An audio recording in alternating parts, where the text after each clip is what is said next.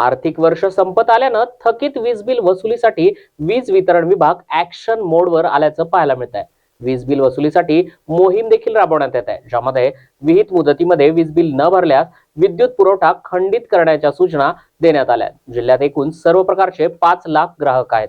त्यांच्याकडे 118 कोटी रुपये चालू अशी थकबाकी आहे, तर 1524 शासकीय कार्यालयांकडे 1,67,00,000 रुपयांचं वीज बिल थकलेलं आहे, ज्यामध्ये ग्रामीण पाणीपुरवठा आणि आरोग्य विभागाकडे सर्वाधिक वीज बिल थकबाकी असल्याची माहिती महावितरणकडून देण्यात आली आहे। सोबतच तात्काळ थकीत वीज बिल भरून महावितरणला सहकार्य करावं असं आवाहन देखील यावेळी करण्यात आलं आहे। बुलढाणा जिल्ह्यामध्ये एकूण 5 लाख RCI जे ग्राहक आहेत, म्हणजे घरगुती औद्योगिक आणि वाणिज्य ग्राहकांची संख्या 5 लाख आहे आणि या 5 लाख ग्राहकांकडे साधारणतः 118 कोटी रुपये आपले चालू थकबाकी जी आहे ती आहे।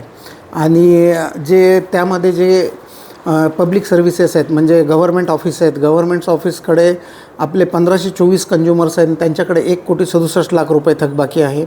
जे पाणी पुरवठा आहे, पाणी पुरवठ्याच्या कनेक्शनमध्ये 1487 रुरल कनेक्शन आहेत पाणी पुरवठ्याचे ग्रामीण भागात, आणि त्यांच्याकडे 83 कोटी एवढी थकबाकी आहे।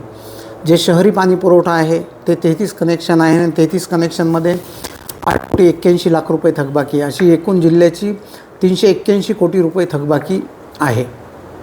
वसुलीसाठी काय रिस्पॉन्स मिळतो? आता वसुलीसाठी आपण ग्राहकांना 15 दिवसाची नोटीस देऊन 15 दिवसाचा, म्हणजे त्यांचं बिल ड्यू झाल्यानंतर 15 दिवसाचा आपण पिरियड देतोच नियमाप्रमाणे, पण त्यानंतरही जर ग्राहकाचा रिस्पॉन्स नाही आला तर शेवटी मग आम्हाला प्रत्यक्ष ग्राहकांना भेट देऊन जर त्यांनी बिल द्यायला नकारच दिला तर मग शेवटी वीज पुरवठा खंडित करल्याशिवाय दुसरा पर्याय राहत नाही। सध्या काय आवाहन करायला?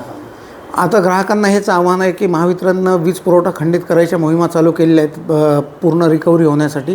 त्यामुळे प्रत्येक ग्राहकाने त्याच्याकडे जी असलेली थकबाकी आहे ती वेळेत भरावी व महावितरणला सहकार्य करावं।